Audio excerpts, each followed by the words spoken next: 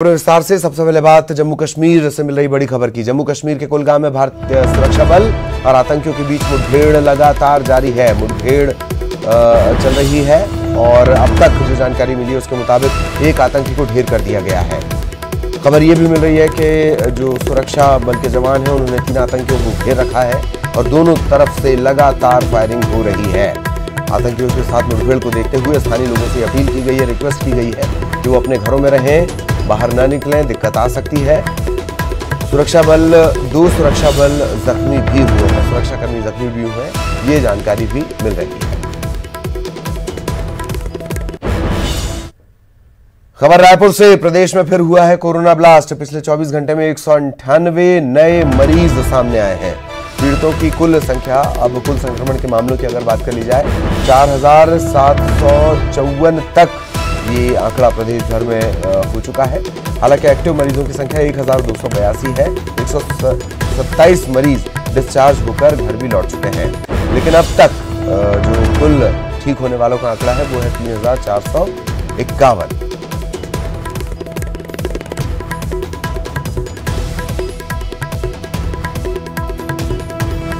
सीधा आपको रायपुर लिए चलेंगे। सहयोगी देवव्रत इस वक्त हमारे साथ जुड़े हुए हैं। देवव्रत, पूरी जानकारी विस्तार से, क्या कुछ अपडेट इस मामले में?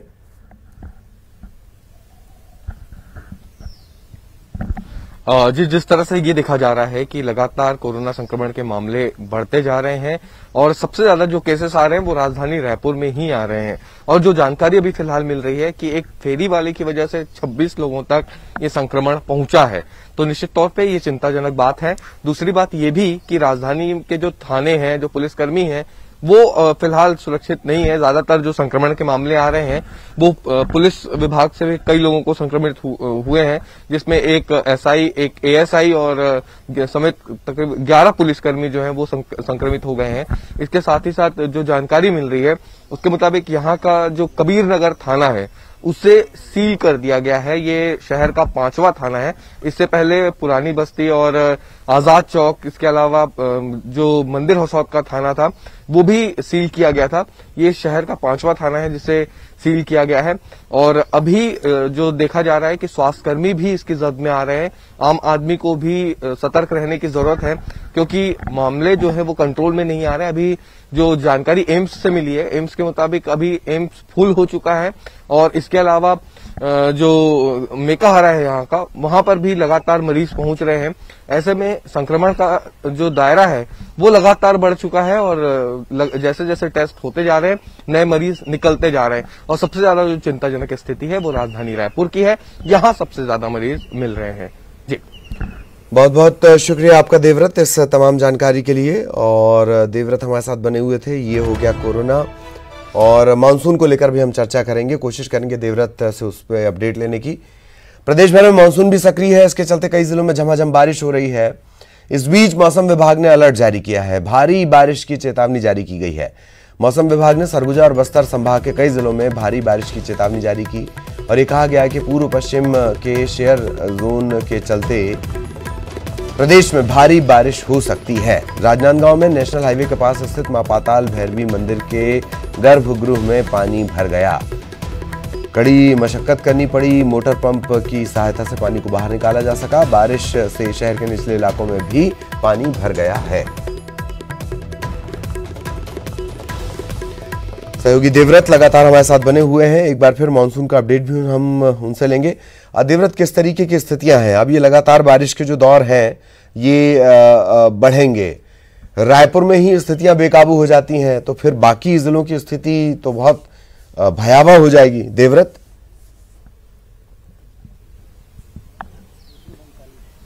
जी बिल्कुल, भारी बारिश का अलर्ट जारी किया गया है और खासकर जो बस्तर और सरगुजा संभाग है, उत्तर और दक्षिण क्षेत्र के लिए ये अलर्ट जारी किया गया है।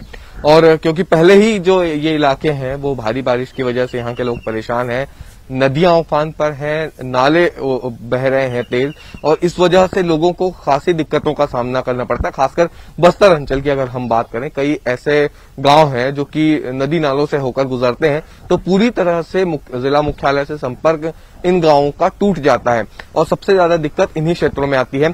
हालांकि जो बारिश की स्थिति बन रही है वो ज्यादातर उत्तरी छत्तीसगढ़ और दक्षिण छत्तीसगढ़ में बन रही है। जबकि जो रायपुर संभाग है वो फिलहाल सूखे जैसी स्थिति है। सूखा तो नहीं कहना चाहिए, लेकिन ये है कि जितनी बारिश होनी चाहिए वो उतनी बारिश नहीं हो पा रही है। बाकी दुर्ग और बिलासपुर संभाग में एवरेज बारिश हो रही है, और सबसे ज्यादा अगर भारी बारिश देखी जा रही है तो ये छत्तीसगढ़ के उत्तरी हिस्से में और दक्षिणी हिस्से में, यानी सरगुजा संभाग और बस्तर संभाग इससे सबसे ज्यादा प्रभावित हुआ है। और फिर मौसम विभाग ने आज और चेतावनी जारी कर दी है कि इन्हीं दोनों क्षेत्रों में कई जिलों में तेज बारिश हो सकती है, लिहाजा लोगों को सतर्क रहना जरूरी है। और जिस तरह से पहले ही बाढ़ आपदा केंद्र का गठन यहां पर कर दिया गया था, इमरजेंसी नंबर जारी कर दिए गए थे, और उसी जो आपदा प्रबंधन की टीम है उनको भी ये सूचना जो है मौसम विभाग द्वारा दे दी गई है। जी चलिए, बहुत बहुत शुक्रिया देवव्रत इस तमाम जानकारी के लिए। सहयोगी देवव्रत हमारे साथ जुड़े हुए थे, जानकारी दे रहे थे मौसम। ब्रेक के बाद आपका स्वागत है। प्रदेश में संसदीय सचिवों की नियुक्तियों और निगम मंडल में नियुक्तियों को राजस्थान के सियासी हलचल का असर माना जा रहा है। पिछले कुछ दिनों में इन नियुक्तियों के जरिए 25 विधायकों को एडजस्ट किया गया है, 15 विधायकों को संसदीय सचिव बनाया गया, 6 विधायकों को प्राधिकरण में जिम्मेदारी दे दी गई, 4 विधायकों को निगम मंडल में जगह मिली है। लेकिन विधायकों को संतुष्ट करने के लिए अभी और बहुत कुछ होना बाकी है। अब निगम मंडलों में नियुक्तियों की दूसरी सूची का इंतजार हो रहा है, जो जल्द ही जारी होगी।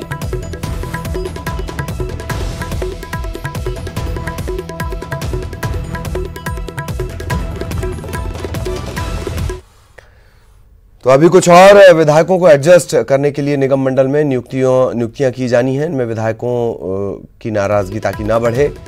वहीं कांग्रेस के दिग्गज नेता दिग्विजय सिंह राजधानी रायपुर पहुंचे और उसके बाद सत्ता के गलियारे में हलचल बढ़ गई। दिग्विजय सिंह ने सीएम भूपेश बघेल, स्पीकर चरणदास महंत, स्वास्थ्य मंत्री टीएस सिंहदेव और अन्य जो नेता और मंत्री हैं उनसे अलग अलग मुलाकात की। इसे लेकर सियासी हलचल तेज हो गई, लेकिन पीसीसी चीफ मोहन मरकाम ने दिग्विजय के दौरे को सामान्य बताया। माननीय दिग्विजय सिंह साहब का छत्तीसगढ़ से बहुत ज्यादा लगाव रहा है। यहाँ 10 वर्षों तक मध्य प्रदेश के मुख्यमंत्री रहे, तो उनका पारिवारिक दौरा कार्यक्रम था और सभी से, माननीय मुख्यमंत्री जी से और वरिष्ठ नेताओं से भी मिले और बहुत से हम सबको सुझाव भी दिए। देखिए, बात दिक्कत की नहीं है। आप सबको पता है छत्तीसगढ़ की सरकार, माननीय भूपेश बघेल जी की सरकार बहुत अच्छा चल रही है। आज इसी कारण विपक्ष के साथी जो आज उनके पास कोई मुद्दा नहीं है, उनके पास कोई ये नहीं है, इस कारण अनर्गल आरोप प्रोपोगंडा फैला रहे हैं, मगर भारतीय जनता पार्टी के मंसूबे कभी पूरे नहीं होंगे। मुंगेरी लाल का हसीन सपने, मुंगेरी लाल का हसीन सपने, मुंगेरी लाल का हसीन सपने। पूर्व मंत्री ब्रिजमोहन अग्रवाल ने कहा है कि जो जिस तरीके के हालात राजस्थान में है वैसे ही छत्तीसगढ़ में भी मध्य प्रदेश से हालात यहाँ भी होंगे। यानी कि इतना पैसा आ गया भाजपा और ब्रिजमोहन जी के पास कि वो जिस तरह से नीलामी होती है, नीलामी करने बैठे हैं क्या? जब भी आप आते हैं सियासी हलचलें काफी तेज हो जाती है, ऐसा लगता है? ऐसा लगता है तो बिल्कुल है। मुलाकात भी हुई आपकी मुख्यमंत्री चरणदास महंत जी से और टीएस सिंहदेव से, क्या कुछ बातचीत है? ये तो हमारे 30 साल के पुराने रिश्ते हैं, तो मुलाकात तो होती है। अभी काफी इंतजार चल रहा है सर यहाँ पे भी पदों को लेकर के, और आप पूर्व मुख्यमंत्री रहे हैं, दखल आपका भी किस बात में? यहाँ पे भी अभी सियासी सरगर्मियां तेज हैं, लोगों की नजर पदों पर है। सीधी सी बात है, हमारी लड़ाई तो बीजेपी के खिलाफ है, उस लड़ाई में हम सब एक है। गलत निर्णयों के कारण असंतोष है और असंतोष का परिणाम राजस्थान और मध्य प्रदेश है। और अभी जांजगीर चांपा में कलेक्ट्रेट में पदस्थ स्टेनो शिव बिहारी साहू पर उनके ही घर में काम कर रहे एक बढ़ई ने जातिगत गाली देने और मारपीट करने का आरोप लगाया है। ये जिसने आरोप लगाया है पीड़ित योगेश, वो अजाक थाने भी पहुंचा और शिकायत दर्ज करवाई। कोरबा में डकैती की योजना बना रहे हरियाणा के मेवाती गैंग के 3 सदस्य पकड़े गए हैं। हथियारबंद तीनों डकैतों को कटघोरा पुलिस ने धर दबोचा, 2 डकैत फरार हो गए। बालोद नगर के कई वार्डों में लोग गंदा पानी पीने के लिए मजबूर हैं। नगर पालिका लोगों को साफ पानी देने का दावा तो करती है, लेकिन पिछले वार्ड नंबर 2 में पिछले 1 महीने से गंदे पानी की सप्लाई हो रही है। वनों की जब रखवाली हो तो पृथ्वी पर हरियाली होगी, ये स्लोगन आप वन विभाग के दफ्तर और दीवारों पर आपने लिखे देखे जरूर होंगे, लेकिन जब वनों की हरियाली बनाए रखने के लिए जिम्मेदार वन विभाग ही वन संपदा के दुश्मन बन जाएं, तो ऐसे में वनों को बचाने की बात केवल बेमानी लगती है।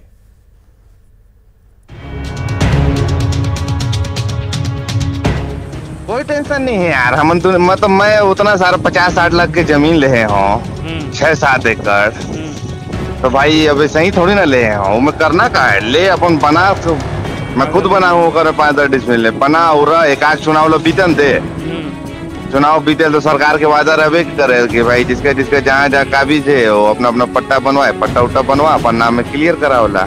आदिवासी से ज्यादा बेहतर है कब्जा वाला है ना ये तो वन, हाँ वन विभाग वाला है, फॉरेस्ट लैंड वाला है, में कोई दिक्कत तो नहीं।